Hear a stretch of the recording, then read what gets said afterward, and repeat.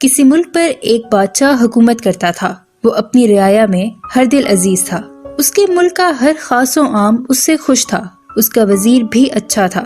بادشاہ روز صبح اللہ کا نام لے کر اٹھتا اور اپنی عوام کی بھلائی کے کاموں میں لگ جاتا۔ زندگی یوں ہی گزر رہی تھی کہ کسی دشمن ملک نے حملہ کر دیا۔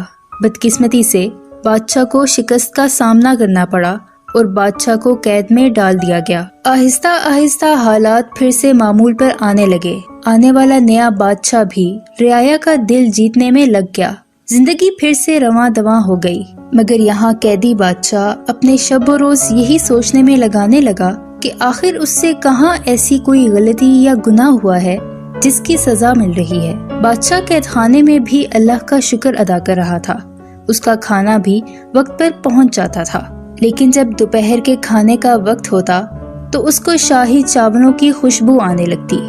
وہ سوچتا شاید آج اس کے لیے شاہی کھانا آنے والا ہے، مگر کھانا آتا تو وہی قیدیوں والا۔ وہ سمجھ نہیں پاتا تھا کہ آخر یہ خوشبو کہاں سے آتی ہے۔ ایک دن بادشاہ کو صبح کا کھانا نہ دیا گیا اور دوپہر کا کھانا بھی اس کے مقررہ وقت پر نہ پہنچا۔ اب بادشاہ کو بھوک ستانے لگی کہ اچانک اس کو وہی شاہی چاولوں کی خوشبو آنے لگی۔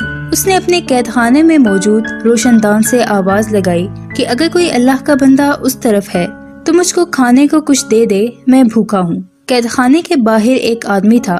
اس نے کپڑے کے اندر کچھ کھانا باندھ کر روشن دان سے اندر پھینک دیا۔ جب بادشاہ نے کپڑا کھولا تو اس کو تعجب ہوا کہ یہ تو وہی شاہی چاول ہیں جس کی خوشبو روز اس کو آتی تھی۔ بادشاہ نے فوراً پوچھا کہ آپ کون ہیں؟ دیوار کے اس پار سے آواز آئی کہ میں ایک فقیر ہوں اور روز بھیک مانگنے کے لیے یہیں بیٹھتا ہوں۔ یہ سن کر بادشاہ کو مزید حیرانگی ہوئی، کیونکہ شاہی چاول ایک فقیر کے پاس کیسے ہو سکتے ہیں؟ بادشاہ نے اپنے سوال کو فقیر کے سامنے رکھا۔